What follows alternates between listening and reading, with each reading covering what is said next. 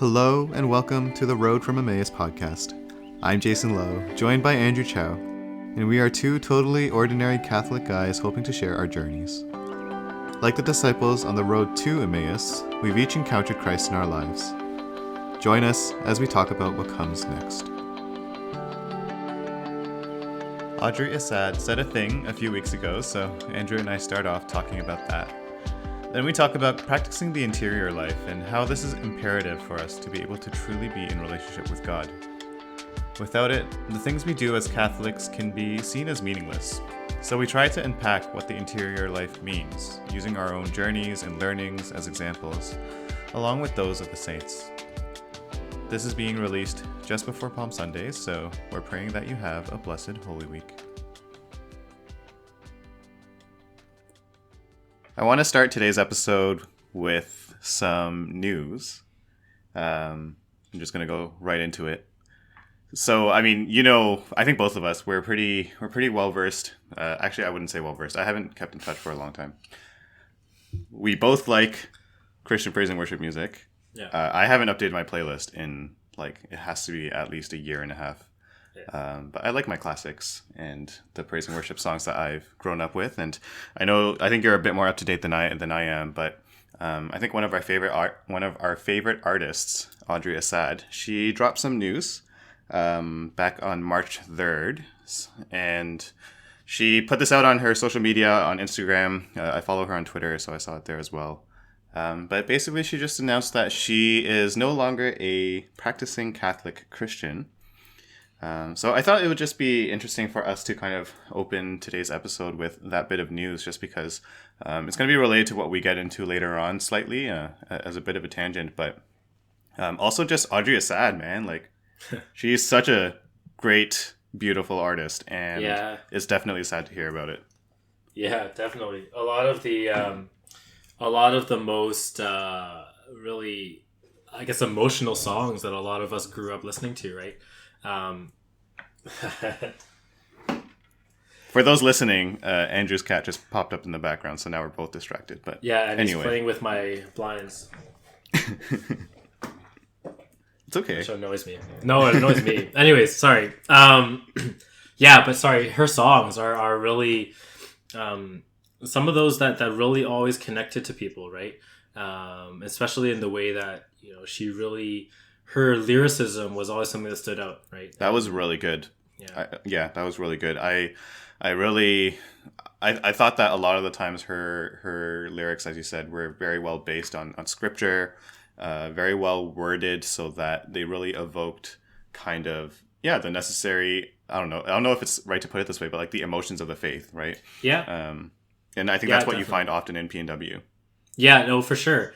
Those are the things that really get so many of us to relate to praise and worship music so well, is that it captures our particular emotions, exactly like you said, our highs and our lows, those things that we go through, right?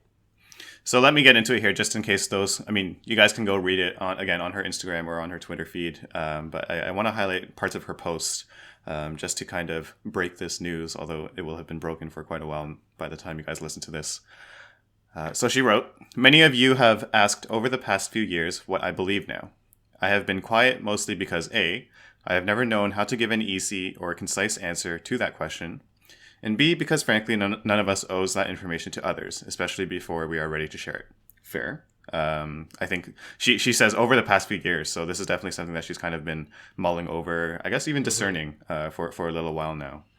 So she goes on to say, "So when I, as I have publicly shared here before, lost complete touch with that belief, it uprooted my entire life, my sense of identity, and certainly my relationship to my work." So I think over there, in that part, she's just saying how so much of her music is totally directly tied to her faith life, how her own relationship with God, and how for her music to turn out so beautifully, like you said, the lyricism, it had to have been a reflection of the strength of that relationship, I think. So when she says that it totally uprooted her entire life when she lost complete touch with her beliefs, that makes sense. Yeah. So she goes on to say, "I haven't been a practicing Catholic for about 3 years, which I have only held back from saying because I wasn't really sure it was over." And I really like this part because, again, I like that she was kind of discerning it, right? Like, and to be clear, neither of us and I don't think anyone listening likes the fact that Audrey Assad is no longer a practicing Catholic. But part of the whole journey of life is this whole discernment, right? Mm-hmm. Is discerning, parts of the faith, discerning into the faith, and sometimes just discerning out of the faith as well, right? And hopefully, obviously we pray that she might discern back into the faith and discern back into a relationship with Christ. But I think what I wanted to highlight here was just pulling out how she has been truly thinking about it, mulling over it for a few years. And I think I really respect that. Yeah. Okay, so going on. So if you still want to find the companionship in my old songs, I would love that. I don't disown the person I was or the things that I said. That person was telling the truth as she understood it, and that person is still a part of me. If you need to leave behind the space, my music, or my work, I understand, and I wish you peace and joy and every good thing. So I think that's a really fair part too, right? She's not deleting all of her old songs. She's not rebelling against the person that she was. In fact, she really takes ownership, I think, of who she was as a Catholic Christian. And honestly, we were talking about Audrey Assad as the I guess the artist, the musician. But I know, if you look her up online, one of the things she's most famous for is her talk on pornography and how it affected women. Because often, this isn't an episode about pornography or theology of the body or anything, but so much of the time, whenever we bring up chastity or pornography, it's in the context of how men have fallen, right? But we need to recognize the fact that this is something that also affects women. And I think Audrey Assad was a really strong voice in testifying to being a witness to her own struggles with that sort of thing. And so I would really encourage you to go check out that talk if you haven't heard it. But yeah, I think just really thinking back to, I guess, the public parts of Audrey Assad's life and how she bore witness to Christ and how she bore witness to her faith is something that was really inspiring. Yeah. and even the courage to come out and say these things, right? She could have just faded out into the background and that would have been totally fair as well. Mm-hmm. And one of the things she also said as well, that you didn't call out there, is after she said that she wasn't sure it was over, she said she still isn't sure. Mm-hmm. You never know where life leads you, and that kind of, again, to your point, alludes to kind of that lifelong journey, where God will speak to us in our own ways. We have our own journeys that we go through to kind of reach the place where we ought to be, and this just seems to be part of that journey for her. And praise God that she was willing to share that with everyone. For all of us, and even saints, and all the models within the Catholic faith that we might look up to, mm-hmm. There's no such thing as an easy journey. Jesus himself didn't walk an easy journey, right? Yeah. And I grabbed that, I think, from our last podcast from Father Raff. There's no part of our faith life, our faith journey that's going to be easy. Yeah. And you very much see Audrey, I guess in a more public sense, but you see Audrey going through that as well. Yeah, totally. So, we're breaking, again, not really breaking, but we are bringing this news to you and bringing some commentary on it. I think if you scroll on her social media feed, you won't go very far before seeing that, I think just to call it out as a fact, she is supportive of things like the LGBTQ plus community, the things like the BLM community, Black Lives Matter. I think, again, this isn't an episode about any of those things, but, just to quickly outline, the Catholic Church doesn't exactly disagree with the premise of either of those, movements or organizations, that being human life and, love for all humans. But I think once you really get into it, which, again, we are not, once you really get into it and try to, reconcile the teachings of the Catholic Church to these particular movements, it's a very difficult discussion, obviously, and not something that can be easily accomplished within the span of a few minutes. So, but I think, when you scroll through kind of that public face of her social media, those are kind of the things that you see first and foremost, I think, in terms of what she supports. And so, just to round off this opening segment, I think before commenting any further, I think it's important to clarify that, obviously, Andrew and I don't know Audrey personally. I don't know about you, but I've actually seen her perform live one set at Blessed Trinity parish or church in Toronto, in North York. I also had another opportunity to see her perform live in Poland when I went to World Youth Day in 2016. But obviously the arena was like packed and our group didn't end up getting in. So we missed out on that. But anyway, we don't know Audrey personally. And anything we're saying before or, in the coming minutes, like, it's not anything to judge her or even to simplify her own complex journey, right? Like, I think, we're really trying to just point out and connect the dots that are visible on the public face of her social media. And even that, totally acknowledging that is an incomplete picture. Yeah. I don't think she posted this on Instagram, but I was looking on her Twitter feed and she did say that if you were to reduce her discerning out of the faith or, just being unsure about the Catholic Church, if we were to reduce that to, her and her support of the LGBTQ plus community or the BLM movement, like, that just wouldn't be fair to her. And so I want to bring that up as well. That's not anything we're doing. But I think what Andrew and I want to talk about after this long opening segment is kind of the common things that can be kind of plucked out of this Audrey Assad announcement, right? And so this first few minutes here serves a dual purpose in the sense of, we wanted to bring that news forward because it is news, right? It's something that is a big ripple effect within, especially the Catholic community who listens to praise and worship and, again, her beautiful songs.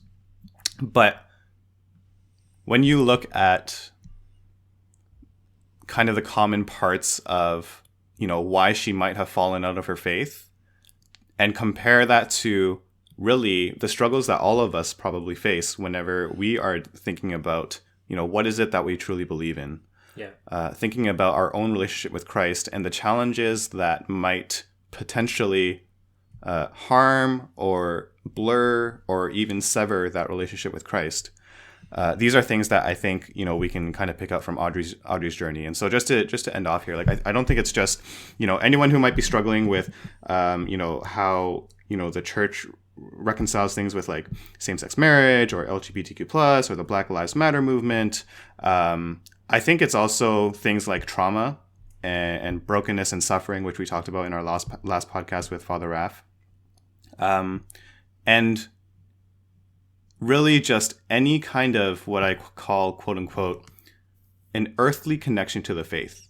Yeah. An earthly connection to the faith. And in some ways it might be an emotional connection to the faith. These connections can only last so long. Yeah. And I'm going to point out the obvious ones here, right? The scandals of the Catholic Church. Think about all the people who have lost faith in the institution that is the church because of the McCarrick report just recently. Yeah, exactly. Yeah. Because of these leaders, these priests, these bishops who have been handed the keys of the church, and they fell to sin and fell to temptation, and these scandals came out, and look at all the people that have left the church, right? And then to like, obviously that's the kind of one extreme end. I'm going to bring out another example that doesn't really jump out of the page. If you have a local parish priest that you really like, right? Maybe I remember my spiritual director telling me in our most recent meeting, one of his parishioners came up to him and he said, Father, like, I'm so glad you are here at my parish, and I can honestly say that I am a follower of the Catholic Church because of you. And, my spiritual director was obviously, grateful for such a compliment, but he was also saying that, like, that's not something he wants. He doesn't want this parishioner's Catholic faith to be tied to him. Yeah. Parish priests rotate out of parishes. They rotate around the archdiocese all the time. Yeah. And even, again, with the example of the scandal of the Catholic Church, like, priests aren't perfect people either.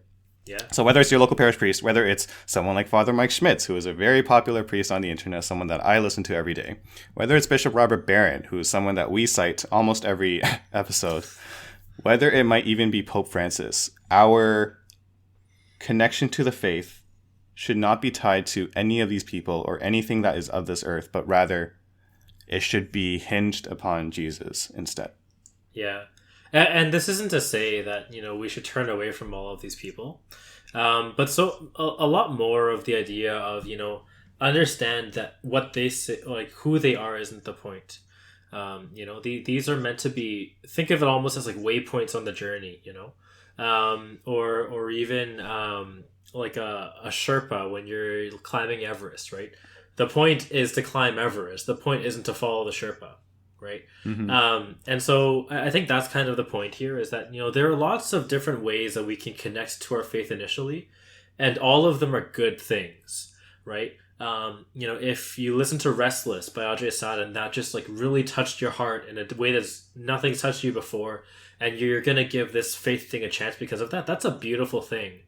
But you can only listen to Restless so many times, and that's kind of the point here, is like there has to be a step two, and that's kind of what we're going to talk about today. Exactly. It can be beautiful to be brought to the faith, right? By whether it's a song, whether it's Audrey Assad herself, whether it's my local parish priest, whether it's Father Mike Schmitz or Bishop Robert Barron, by whether it's by someone, or whether it's by some kind of experience like at a retreat or a conference or World Youth Day. It's beautiful to be brought to the faith by any of these things, but ultimately, like I said, our faith needs to be hinged upon Jesus. And so how do we do that, right? How do we take this encounter that we've had and turn it into what is truly the core of or one core part of our faith, which is a relationship with Christ? And that's something that we call the interior life. That's right. Do you want to go into what that is? Yeah, so I think before we can really define the interior life per se, I think we need to understand, what the journey of the faith really is, right? That's really, until you get that, none of this really makes sense. And so I think the first thing here is to recognize something that a lot of us are taught as children, is that, the entirety of Easter and, Jesus' death and resurrection and all of it was to give us eternal life. I think that's something that we've heard, over and over again. But really, it's not a tacit point. The idea is that there is something beyond death, right? I think so. We were having a discussion about this recently with some of our friends, and one particular friend kind of brought up heaven and the definition of heaven, and clarified that. And I thought that was a really beautiful thing that she did, because so many of us, I feel like, stay in that elementary school understanding of heaven as this place where everyone's happy, right? Like it's a destination. Exactly. And that's a great way to introduce heaven, but that's not all that heaven is, right? Heaven is a lot more, and this is quite abstract, right? But it's a lot more of being in the place, or being in the state of fully appreciating God. You can almost think of it as, right? Fully understanding God, fully being united to God. All right. So, what does that mean? Well, you have to go into a whole other thing about, what is God? Who is God? God being the existence of love and all of that. But, really, at the end of the day, that's what it is. The purpose of our faith and the end goal is, after death, to be in a place where we're fully united with all of the ultimate good, right? It's quite philosophical, but that's really what it is. And the reason why I bring that up is because until we understand that, the interior life doesn't make sense. Because what the interior life is essentially that journey of kind of the coming of age, if you will, to getting to that point, right? It's being able to kind of grow in that appreciation of what that good is, and learning more and more about it, growing the way that we're able to properly appreciate it. The same way maybe, as a child, you might not be able to appreciate everyone's sense of humor right away, but as you grow, this is somewhat of a, random parallel, but as you grow and you understand more and more of humor, you can appreciate more humor, and you get to a higher and higher degree of understanding that. Right? It's the same way with the interior life. It's how do we grow spiritually to be able to appreciate more and more of who and what God is. And just to really hammer home the point of how heaven isn't a destination, like if you think about what a destination is, I'm going to attempt to make an analogy of my own. Like if we were to go on vacation, which is not a thing we can do anymore, but if we were to go on vacation, let's say I wanted to go to Vancouver. Again, probably a terrible choice for first vacation outside of COVID. But anyway, let's say I want to go to Vancouver. I get to Vancouver. I have reached my destination, and that's kind of it, right? Like it's the end. Like, I mean, I guess I can return back to Toronto, but that's besides the point. But to emphasize that heaven is really a state of being in total unity with God, I think is important because it doesn't have any kind of implication with an end, right? We don't get to heaven and everything is over. We get to heaven, and in fact, it's a whole new start to life that we would never have been able to even get a taste of or imagine if not for God's grace. And so to be in this state of total unity, I think is as you said, an important thing to understand and realize. Yeah, totally. So then I think the natural next question is like, okay, like this all sounds great, but like, do I need to do anything special to get there? Right? Like, is this like some new workout regimen that I need to be on in order for me to be able to grow in the interior life? Right? And the answer here starts to get interesting, right? It's somewhat of a yes and no answer, because in some senses, yes, there are things that we can do that will help you grow in the interior life, right? There are practices that are out there. There are almost roadmaps defined of what the interior life looks like. But also, no, you don't need to do anything because almost by definition, you have an interior life, by the very fact that you exist, as the Catechism teaches, we are created out of love and we are held in existence by God's same love.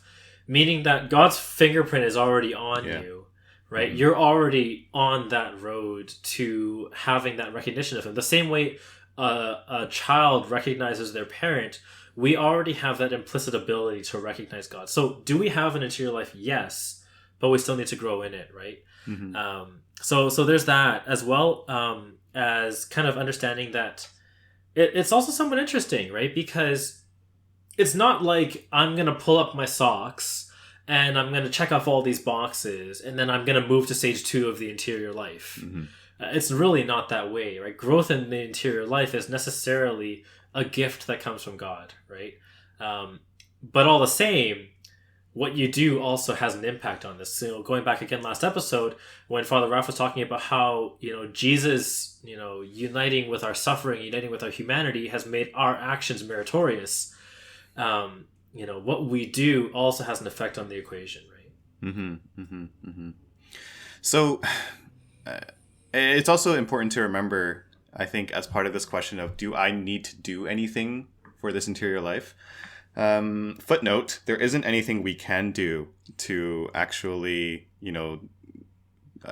deserve God's mercy or deserve God's grace. And I think this is a bit of a tangent, so this might be another episode, but I think it's something worth bringing up where, ultimately it is through God's infinite mercy that we even have a chance at doing something like going through purgatory and entering heaven, right? It's through God's mercy, God's infinite love for us, that we can even have a sniff at heaven even after all of our falling to temptation and falling to sin. So I just wanted to note that as well. Totally. Go back to wherever it is in Isaiah that, the Lord says, I myself will come shepherd my people, right? After the Israelite patriarchs were doing awful. Absolutely, you're right. This is nothing to do with worth. It's just God that makes this all happen to us. So I guess the next question that came to mind for me, right? This is really, this is just a reflection of how I came across the interior life. Right? So a year and a bit ago, I talked to my spiritual director and I was like, hey, I've heard in passing a few times, it's this concept of the interior life. Like, what is it? What am I supposed to do about it? Like, what's going on here, right? And he basically said, well, Andrew, here it is. Here's some things you can read, right? So a question that always came up for me is like, well, if the interior life is already there for me and everything's a gift, and do I need to go and learn about it? Is there a point in me going and knowing more about it?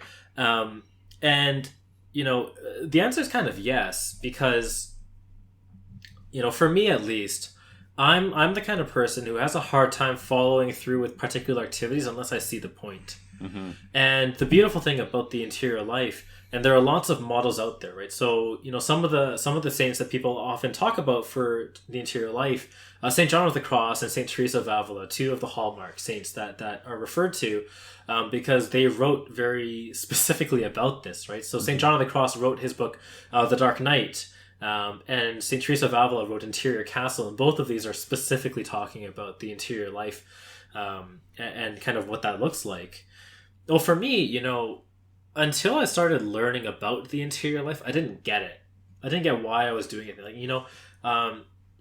like tacitly, like, yes, I got that you go to confession to be reconciled to God. It's important to have a personal relationship with God, and that's a good thing to do.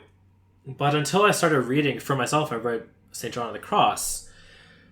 It's difficult to see what is this for. What is the next step here, right? So, like, we often hear about the beginning and the end point, right? Mm-hmm. It's like, you suck right now, do these things and you'll get to heaven. It's like, well, what about everything in the middle? Yeah. Like what's going on here? And St. John of the Cross, he specifically talks about, here are the things that are going to be in your way. Here are things you can do, and this is what's going to happen in you, and this is what it's preparing you for. Mm-hmm. And for me, that really helped me to be able to be like, okay, like, I'm all in. I'll give this a shot. I'll do it. I'll try to go and, pursue virtue, And I think another answer to this question of, do I need to learn about the interior life, is you already talked about it yourself. Like, in a way, it is kind of the next step.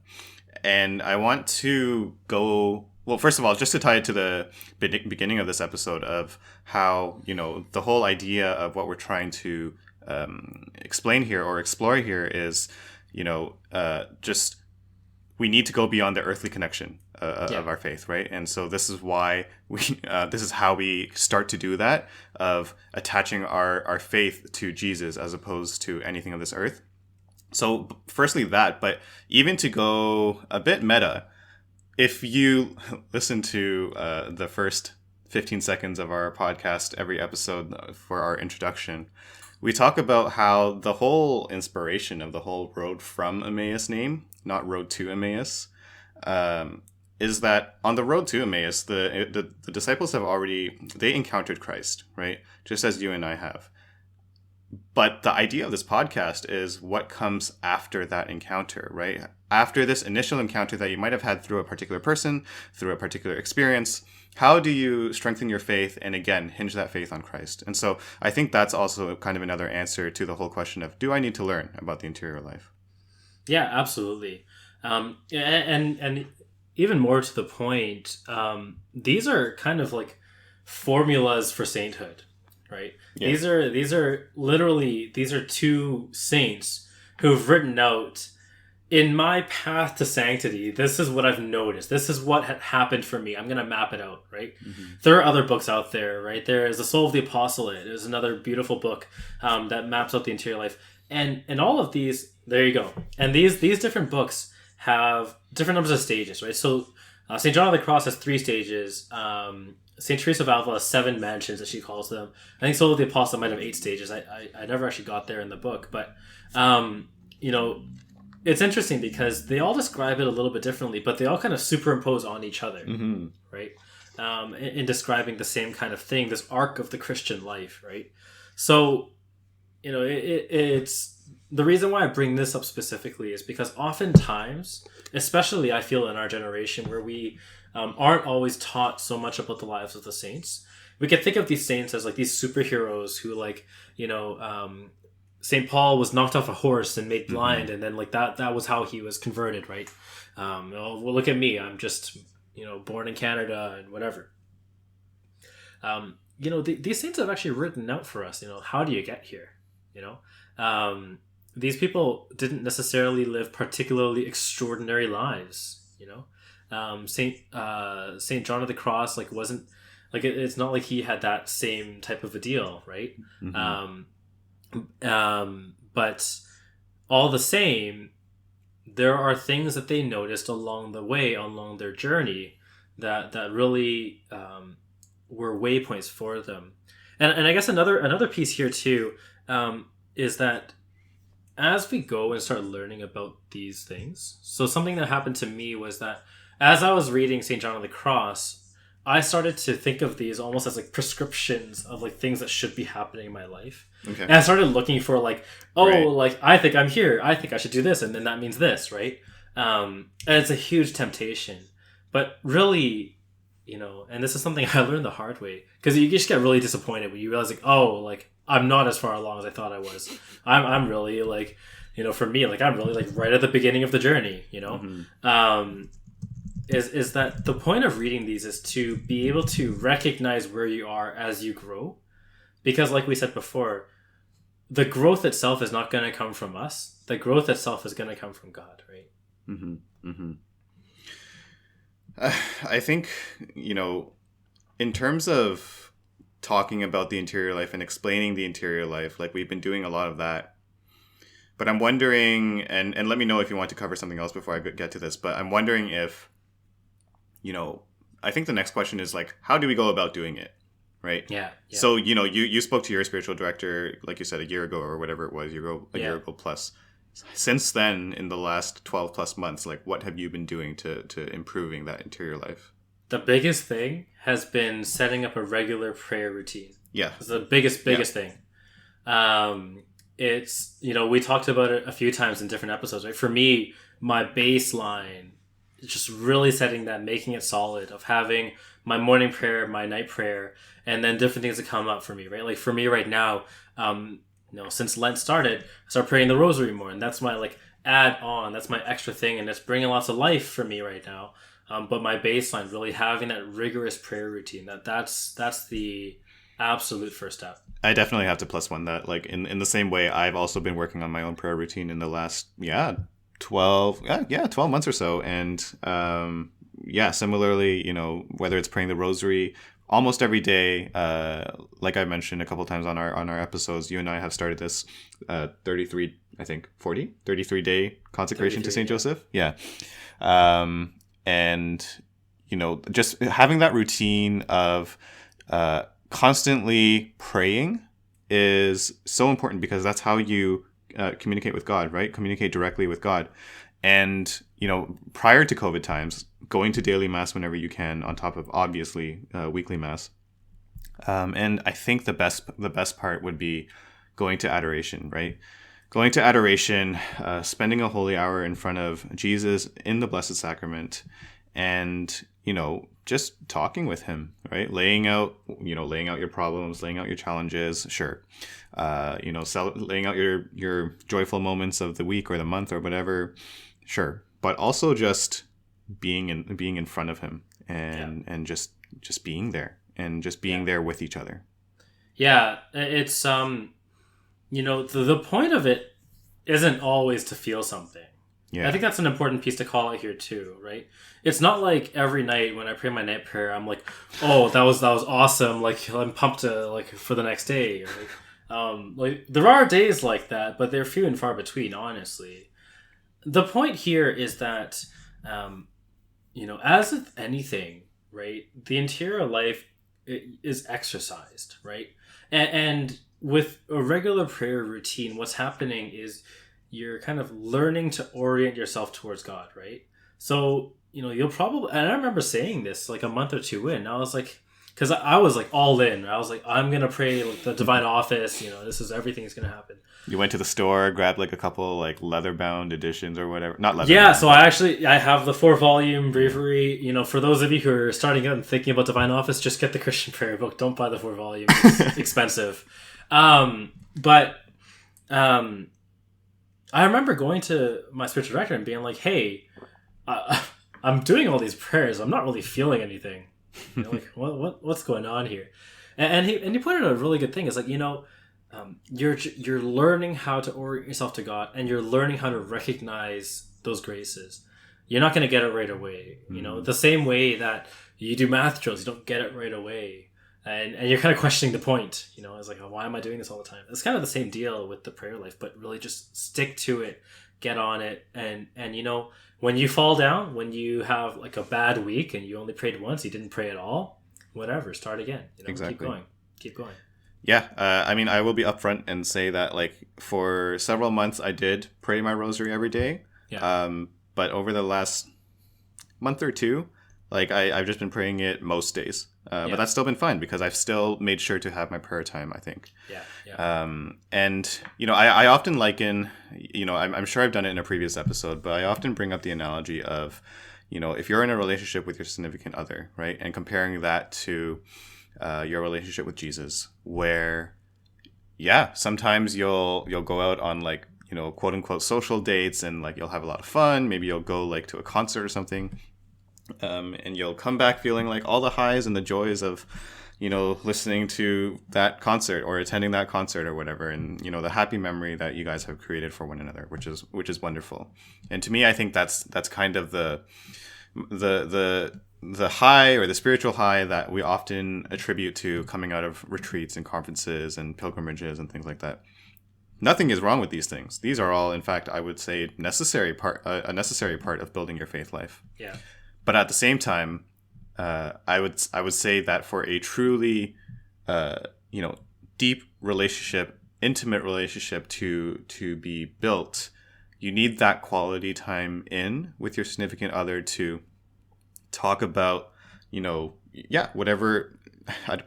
It's a rare moment because I know the word in Chinese, but I don't know how to say it in English. But like the things of your heart, I guess, is what I'm trying to say, right? Those intimate things of your heart where only you and your significant other, only you can understand one another, kind of thing. In the same way, you need that time with Jesus as well. And, hopefully that, maybe I'm like out to lunch with this metaphor. Some people will be like, what the heck, Jason, are you talking about? But hopefully, for some other people, it's something that can be relatable. No, that's absolutely it, right? And I think, we talk about this a lot. And look, here's the thing, right? If you don't relate to that metaphor, if you have a tough time thinking of Jesus as your lover or your friend, whatever, mm-hmm. or just like seeing him as more than just like this cosmic abstraction, like, fine, you know what? Like, accept it, fine. Mm-hmm. But just think about, if you're listening to us still at this point, you're listening for a reason, right? And what's probably happened is, like, at some point along the way, you had that really beautiful encounter, right? You had that really like deep encounter. It's like, oh my goodness, like that was so nice. And what's probably happening, which happens to a lot of us, is that you're probably trying to recreate that same experience, right? You're probably being like, man, like 15-year-old me was so holy, well, how do I get back there, And the point here is that that's like the teaser, the point of all of this is to say the interior life, that's the good stuff. These earthly attachments, emotional highs, these first kind of retreat moments, that's just the preview, right? Mm-hmm. And that's where I would say, what, if you're not connected with any of these, fine, start learning about the interior life. Pick up one of these books. The three that I know off the top of my head are The Interior Life by St. Teresa of Avila, The Dark Night by St. John of the Cross, and The Soul of the Apostolate by Jean-Baptiste Chautard. Chautard, yes. These are all great books. And if you're not sure which one to pick up first, if you enjoy kind of tangential thought, St. Teresa of Avila is kind of known for writing that way, of writing about things like, oh, this reminds me of that time when. Then if you really enjoy that kind of storytelling type of stuff, St. Teresa of Avila is known for that. If you like the very kind of formulaic academic type of thing, St. John of the Cross is very much like that. Like, these are the things that you will see if this is your particular advice, for example, is how he writes. And then The Soul of the Apostle is much more practically focused, right? If you're a doer, if you like doing things, then this is a great book to read in terms of like, well, how do you feel that doing with the interior life? So Andrew, what if you're a guy like me who finds spiritual reading really difficult?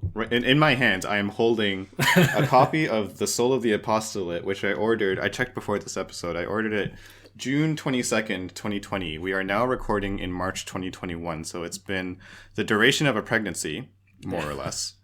And I still have not opened my book because I actually think I saw this on your coffee table, and I was like, and you recommended it to me, and I was like, okay, I'll grab it. And I still have not cracked it open. So what if you are a guy like me who just can't do spiritual reading? Look, like, I think to one level, like our good friend Father Eric said once, you gotta get over it. But find things that are gonna work for you. Look, like if you really don't like reading, read 10 minutes a month. Yeah, that's not bad. Like just do something that works for you. And the key with spiritual reading is not how much you read, right? So, one of our good seminarian friends, a recipe that he gave me, which I found really helpful for me, because I also don't love sitting down and reading kind of long, heady texts, is to give yourself a formula, but give yourself time to digest. So what kind of he recommended to me was 20-minute segments, where you spend the first 5 minutes just quieting yourself down, removing the distractions, putting yourself in the presence of the Lord. Do whatever you need to do, right? You could put on a praise and worship song that you like that really gets you into that prayerful mood. Whatever it is, fine. Throw on some Audrey Assad. Read for 10 minutes. If you can't get to 10 minutes, read for 5 minutes. Mm-hmm. The point is, to me, keep that time so short that it is impossible for you to get anywhere meaningful. It takes the pressure off reading quickly. To let you really chew on what you're reading. Mm-hmm. And then spend the last 5 minutes or 10 minutes or however long you need to journal it. To write down like what stood out to you. What did you learn? What was cool? What bored you? Whatever it is. But give yourself time to really digest what you read. Mm-hmm. And then move on, Like if you're doing this for 10 minutes a month, fine. Do 2 minutes of the music, read for 5 minutes, and then journal for a few minutes. Fine, right? Whatever works, I think is good. But just find something that you can commit to and just do it. Newsflash, if there's one thing I hate more than spiritual reading, it's journaling. But I will say,